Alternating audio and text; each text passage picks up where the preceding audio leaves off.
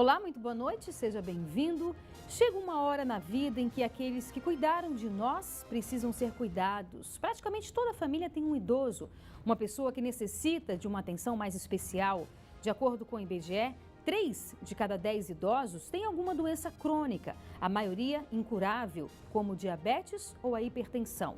Dados do Ministério da Saúde indicam que as principais doenças que acometem as pessoas da melhor idade são as cardiovasculares, derrames, cânceres e pneumonias. Tem também as doenças de fundo emocional. A depressão é a principal delas. O tempo ocioso, a ideia de não poder ser mais útil, pode gerar doenças mentais. Por isso, a importância da família estar atenta aos sintomas, às fragilidades normais da idade.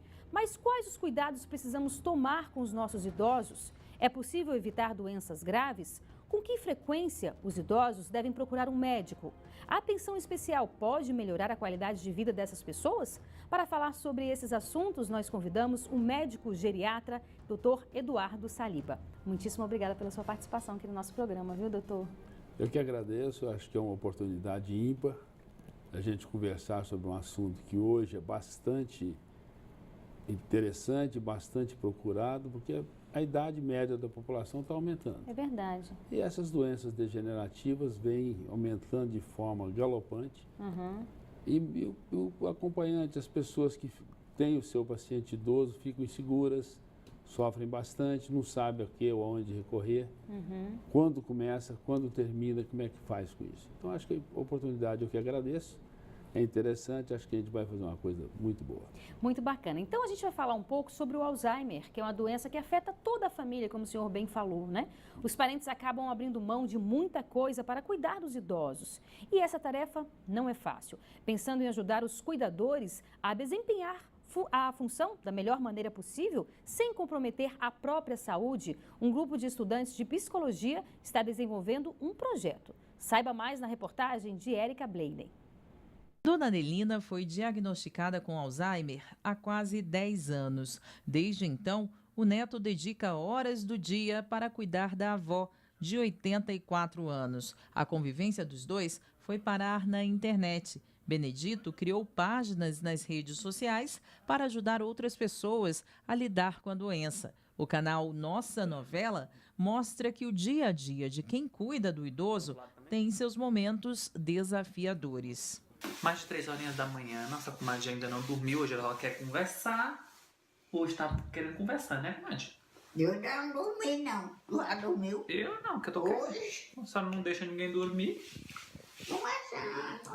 Conversando, falando da vida alheia. Não, falando da vida alheia, não. Esses estudantes de psicologia resolveram estudar as dificuldades enfrentadas por quem convive com quem tem Alzheimer. Nós estamos aqui para ajudar você, nós estamos aqui para te ouvir.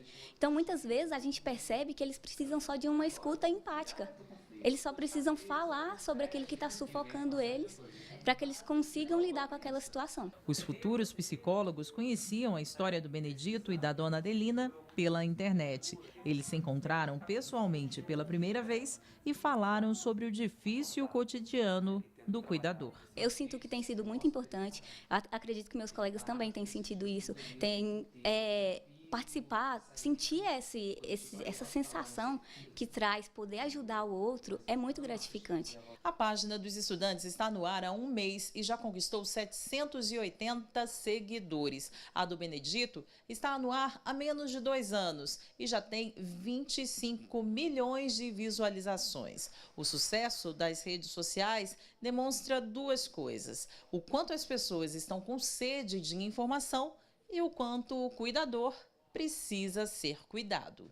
Esta psicóloga explica que a falta de memória causada pelo Alzheimer, a mudança da rotina do cuidador e as frustrações com o comportamento do doente são alguns dos fatores que podem gerar doenças físicas ou psicológicas para quem se dedica a cuidar do idoso. Perceber que está apresentando alguns sintomas de depressão ou de ansiedade, insônia, desmotivação, procura uma ajuda, uma terapia, para você trabalhar a sua questão, a sua saúde mental. Se todo idoso com Alzheimer, não só com Alzheimer, mas com Alzheimer tivesse o auxílio da família como um todo, se tornaria mais fácil lidar com o problema, porque é muito difícil lidar com Alzheimer. Hoje você acorda com a vozinha muito carinhosa, querendo te dar beijinho, um abraço. No outro dia, ela não quer nem olhar para sua cara, tá valente, te dá tapa, não quer comer. Você põe comida na boca, ela joga em você.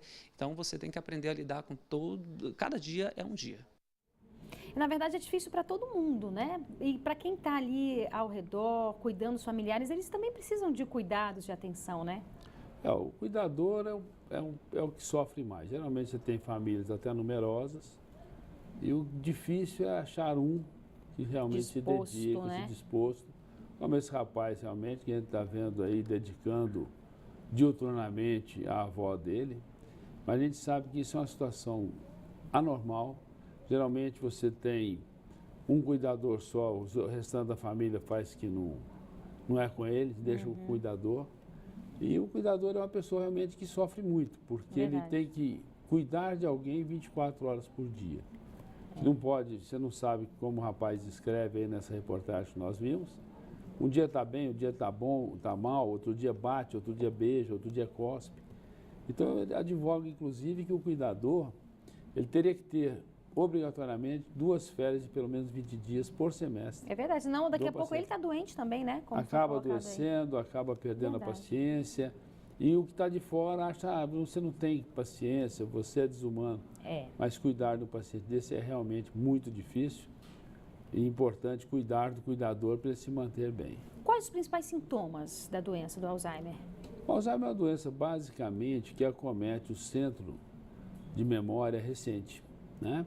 Então, geralmente, o paciente está bem, de repente começa a ter aquele esquecimento. Não, isso é da idade, a gente brinca muito, né? Não, isso é da idade, o paciente acontece e a gente tem até uma certa negação no primeiro momento. Mas é isso, geralmente o paciente começa, faz tudo em casa, de repente começa a queimar a panela, isso é um dado interessante. Uma coisa muito frequente é quando o paciente se torna repetitivo, tá certo? Então, ele conta um caso agora, daqui 1 hora, 2 horas, conta o mesmo caso novamente, guarda o dinheiro, nunca mais vai achar esse dinheiro na vida, esquece a chave, esquece a porta aberta, deita, não lembra se trancou a casa, levanta. Então você começa a ter um aumento desses momentos de esquecimento. Esse é o primeiro sinal de alerta. A Érica, a gente sempre posta, né, que a gente está aqui com o convidado e tem várias perguntas aqui. A Érica pergunta o seguinte, a respeito de um exame de sangue para diagnosticar a probabilidade de uma pessoa vir a desenvolver o Alzheimer. Segundo ela, existe esse exame lá fora e se tem alguma previsão de chegar no Brasil. E aí eu acrescento outra pergunta, se existe algum exame capaz de identificar, sem ser só clinicamente com esses sintomas, a doença? O exame de sangue para diagnóstico de Alzheimer hoje existe no mundo devido ao número enorme de pacientes. Existem pesquisas bem profundas, bem lubrificadas do ponto de vista financeiro, que é o que leva tudo para frente, buscando diagnóstico precoce, buscando achar alguma forma, algum exame, esse tipo de coisa. Estamos na fase ainda inicial, tá certo? Não existe ainda, já se tem um outro exame, mais ainda a nível de pesquisa, tá certo? Não, que pode chegar a um exame de sangue que determine se é possível ter ou não ter. Uma predisposição? Seria mais ou menos isso? Uma predisposição. E acho que isso aí é até meio complicado, porque a gente ia ficar preocupado. Nossa, eu vou também ter, acho, né? Também acho, é verdade. É complicado. É verdade. Aqui Termina não vivendo o presente, né? Você com acaba medo ficando do no futuro e acaba ficando pior. Agora, nós temos, por exemplo, quanto a exames, né? Aí você pode fazer a ressonância magnética, que pode mostrar áreas de atrofia nessa área. A cintilografia de perfusão cerebral, tá certo? Que é um exame de medicina nuclear, que vai mostrar como é que está a irrigação das áreas, sugerindo, quando você vê que tem as áreas frontais e temporais, onde nós temos esses núcleos de memória, que está com baixo índice de irrigação, então sugere realmente a possibilidade. Então a gente tem, mas eu ainda acho que a história clínica do paciente, a evolução do paciente e o dia a dia. É muito comum o paciente chegar acompanhado de seus familiares, já com queixa. O paciente geralmente se sente muito indignado, porque eu não esqueço, você não está falando, você está errado, você está inventando. É negação, né? É negação. E o paciente não consegue, porque como ele esquece. Mas eu falei, a senhora esqueceu, não, você não falou comigo. Entendi. Né? Isso, inclusive, causa muito atrito no começo da relação. Né? Porque Para o paciente, ele não falou, porque ele não gravou. Com certeza. Né? A gente faz um breve intervalo agora, a gente volta falando sobre esse assunto que é tão importante, né? Tem várias perguntas aqui também. E é isso, a gente faz um intervalo e volta daqui a pouco. Não saia daí, eu espero você.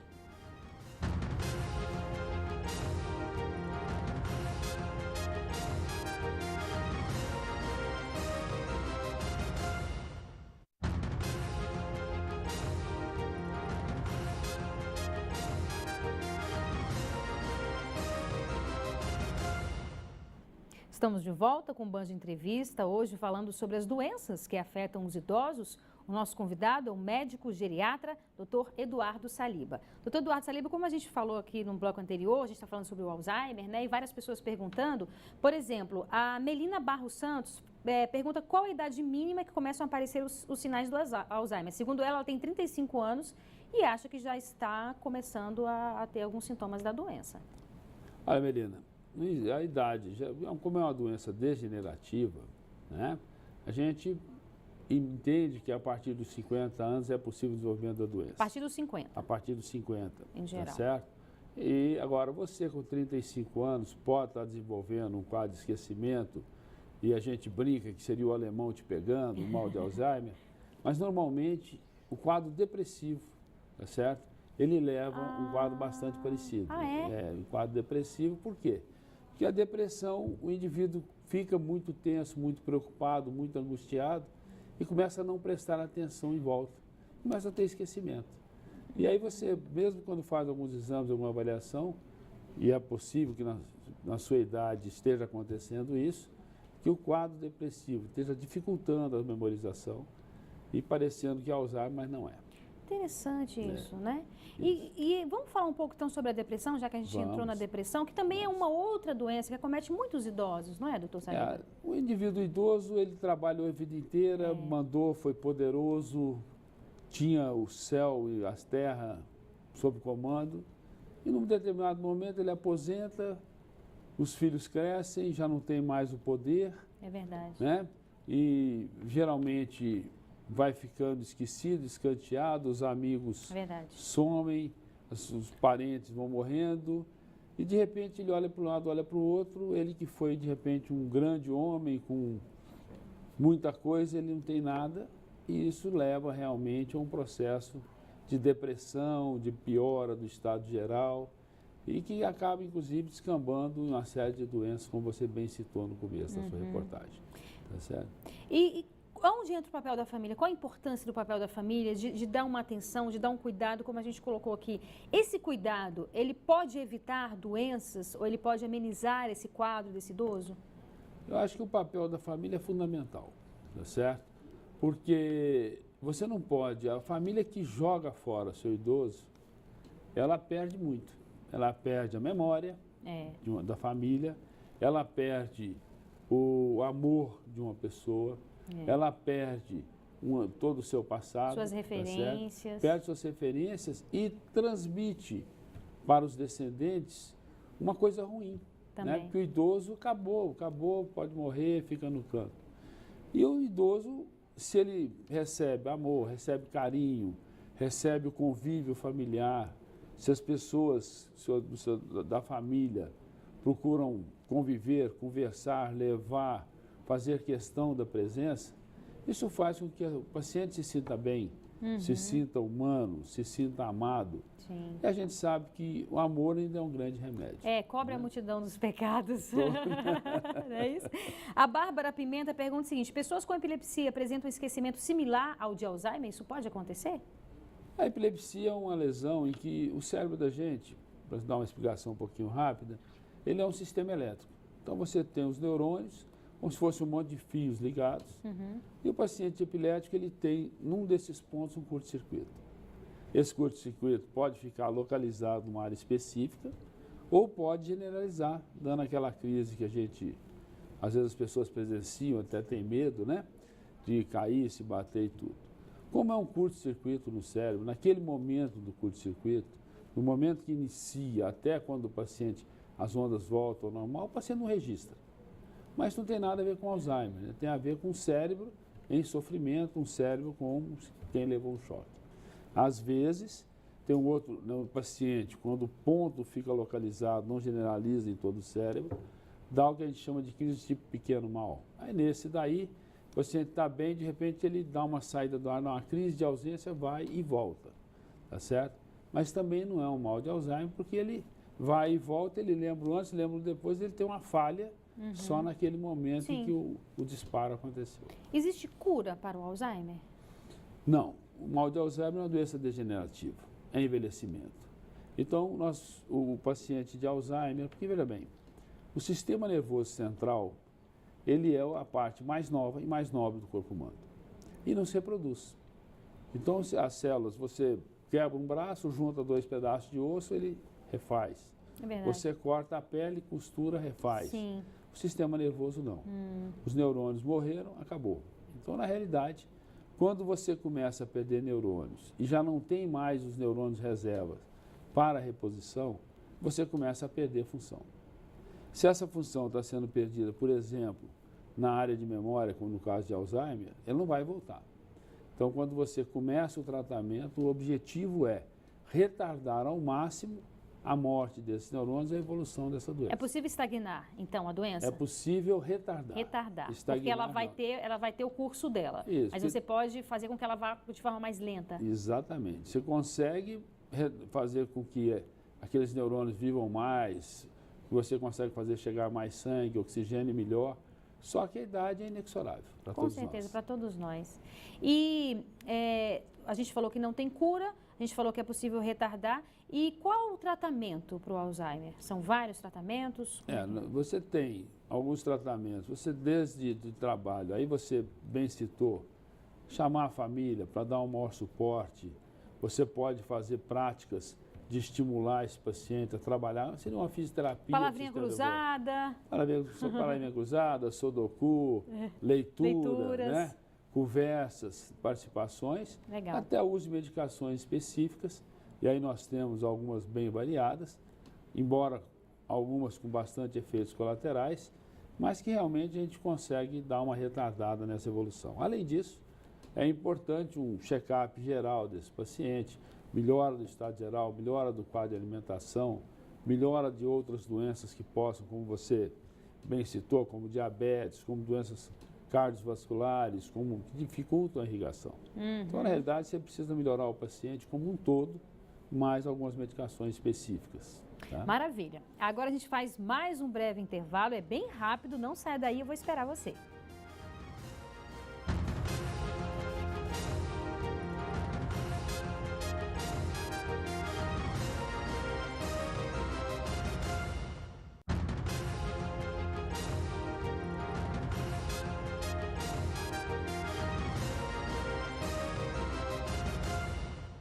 Estamos de volta com o Band Entrevista, hoje falando sobre as principais doenças que afetam os idosos. O nosso convidado é o médico geriatra, doutor Eduardo Saliba. Doutor Eduardo Saliba, o Igor Lustosa pergunta aqui qual a importância da atividade física para idosos que têm ou não doenças.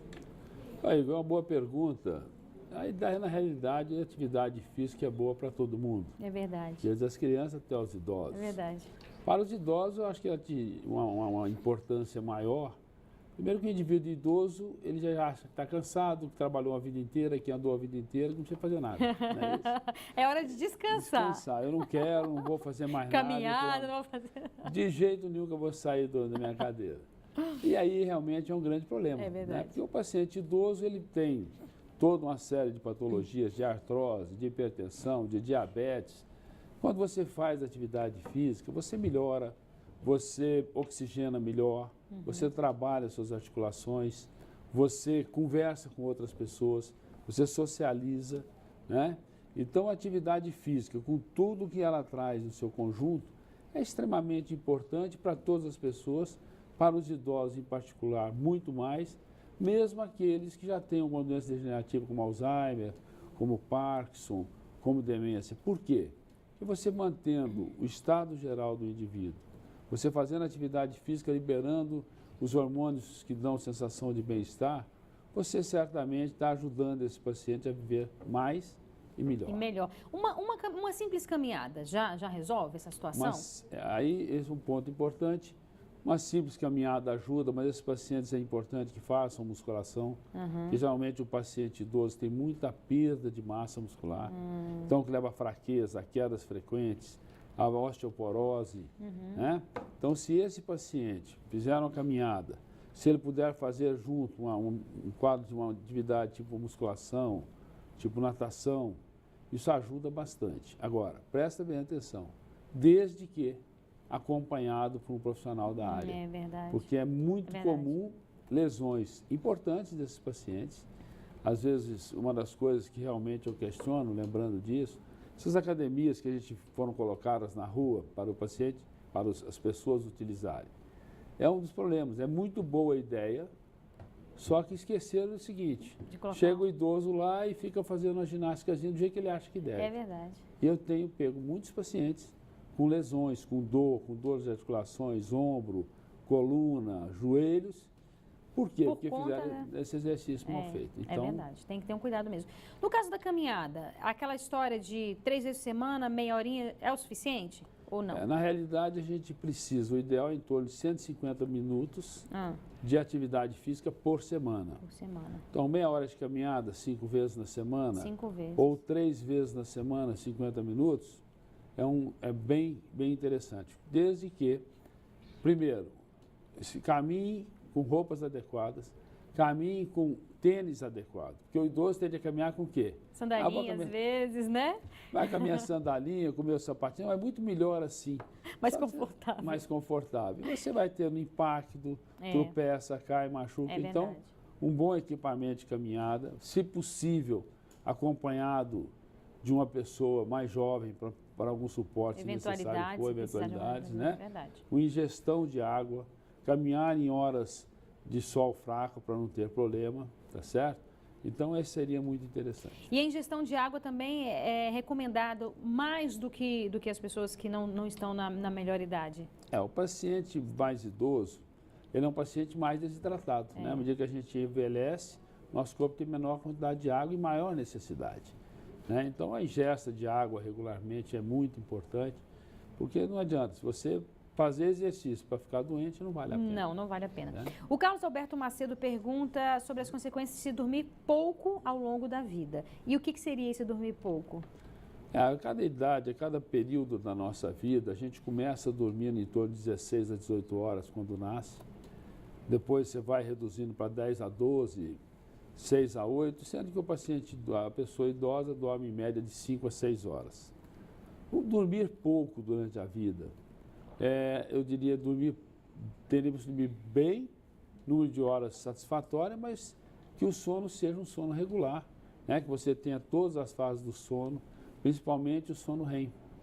Porque hoje você já deve ter ouvido falar na apneia do sono, que é outra coisa que vem aumentando bastante, em que o paciente deita, dorme 8 horas seguidas, acorda cansado e não sabe o que está acontecendo.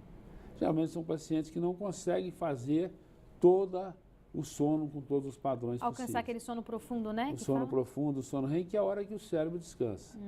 Então, esses pacientes que ou dormem muito, mas dormem mal, ou que dormem muito pouco, se você não faz o sono REM, que é a hora que o cérebro descansa, que ele se organiza, que ele guarda as memórias dele, certamente esse paciente está desgastando mais o sistema nervoso central e vai ter um preço a pagar. Inclusive, essas doenças degenerativas que foram citadas do ponto de vista neurológico, eu acredito que estariam realmente aumentadas nesse caso.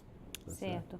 A gente está chegando ao final. Eu queria que você deixasse uma recomendação, aí o senhor tem um tempo razoável para deixar uma recomendação, um recado para aquelas pessoas que estão nos vendo, para os familiares que têm idosos, a importância do carinho, do respeito, de cuidar, como a gente falou, daqueles que cuidaram da gente, né? Sejam os pais, os avós. Então, realmente, qual a recomendação, qual a palavra final que o senhor daria para essas pessoas?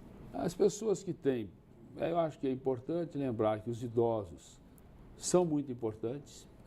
Nós sabemos que civilizações antigas respeitavam muito os idosos, que eles representavam a bagagem de uma vida.